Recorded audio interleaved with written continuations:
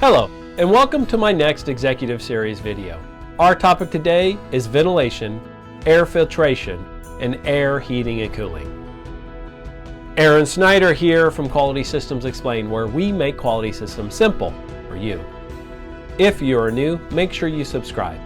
Check out the status bar below for our agenda and stick around to the end for those bonus questions. Our topic, ventilation, air filtration, and air heating and cooling, comes directly from 211.46. Ventilation, air filtration, and air heating and cooling in 5 words.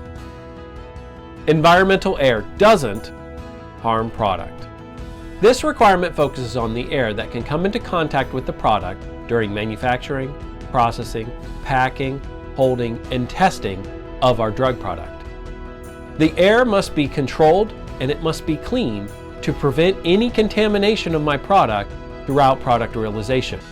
This is done through controlled environments and by ensuring that the air has been filtered and is at the right temperature so that it doesn't harm my product. Some normal ways that the industry controls air during manufacturing is through clean room environments, plume hoods with laminar flow, restricted access barrier systems, or RABs, and filtering air through HEPA filters. HEPA stands for High Efficiency Particulate Absorption Filter. If the drug product contains penicillin, the air handling systems for any manufacturing environment that has penicillin in the pharmaceutical product must be completely separate than any other drug manufacturing that does not have penicillin in it. So how do I know this is working? First, for my drug product, I've defined the needed air quality that's required during the manufacturing, processing, packing, holding, and testing of my drug product.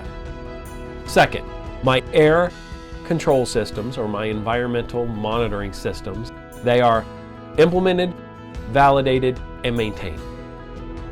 Third, I have metrics for my air quality, and I have action and alert levels, and I'm actively monitoring the quality of my air within my manufacturing environment.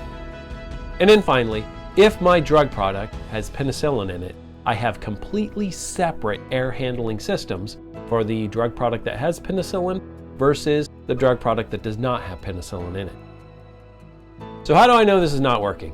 Well, first, my product is routinely contaminated by the air within my manufacturing process, which is identified through OOS and deviations.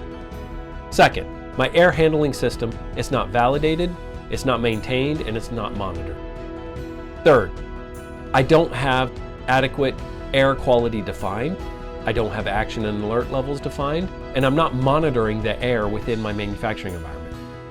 Fourth, if I do have my air quality defined and I have action and alert levels defined, those action and alert levels are routinely breached and we don't do anything about it. No action is taken. And then finally, I have a drug product that contains penicillin and I manufacture that product using the same air systems that I use for other non-penicillin containing pharmaceutical products. And now for those 3 bonus questions. First, do we have any clean rooms or controlled manufacturing environments here on this facility? If yes, what is the classification? Second, do we have any isolators or restricted access barrier systems, or RABs, used within this manufacturing facility? If yes, for which products in which manufacturing areas? And then finally, do we have any computer software that we use to monitor our air quality? Or just in general, how do we monitor the air quality within our manufacturing suites? Thank you for watching. Please like, subscribe, share, and comment. Send any questions to me at qms.jedi@gmail.com. This is Aaron Snyder from Quality Systems Explained, making quality systems simple for you.